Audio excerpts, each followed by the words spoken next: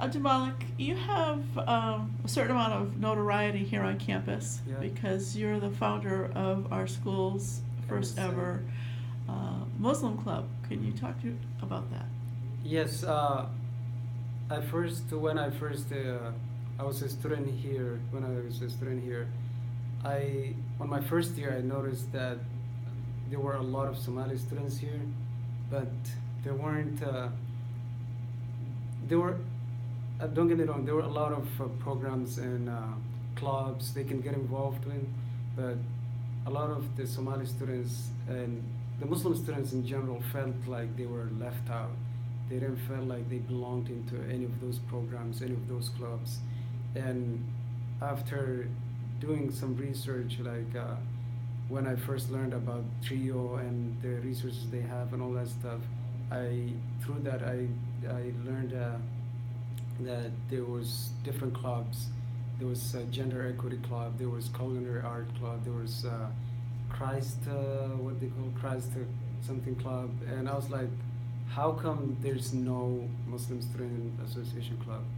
Because there, universities, universities and community colleges have MSAs, Muslim Student Association clubs, but there was none here. And there's a lot of Somali and Muslim students here. I was like, why didn't anyone start that? And after talking to a few people, I was told that there was a club similar to the Muslim Student Association club that used to exist.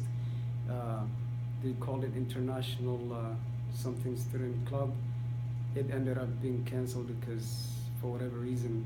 So I spoke with the dean of students as the dean of students, and through talking to them, I brought up the idea of creating an MSA here, and they liked the idea. So they told me the steps I have to take to create a club and to have it approved or to make it official. So I went home, did a lot of research, looked at other MSAs and all that stuff, and I've written bylaws, and I've basically written all this stuff that I needed. And then once I got that, I went to a Senate meeting that all the clubs attend. I went to that meeting. Oh, I did all this by myself. I was like, I had no one else that time.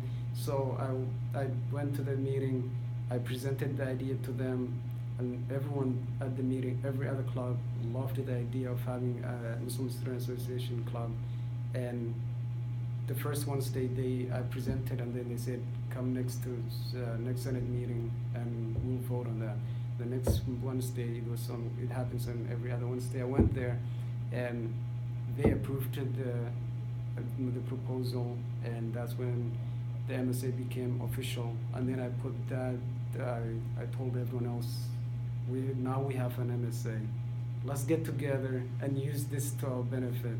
So ever since we were able to go to this event that was organized by a Muslim Student Association club over in the University of Maine at Orono, we went to there, and the student senate was able to fund that travel, renting the bus and all that stuff for us, and we have been able to host a lot of variety events here on campus, and overall it's just been amazing thing. And I'm glad that idea of me questioning why there wasn't any MSA here came to my mind, because if I haven't done that, I don't know who else would. And I felt like it was our duty to create this kind of club and to basically give something that the Muslim students can be involved in, and through that hopefully be able to connect to other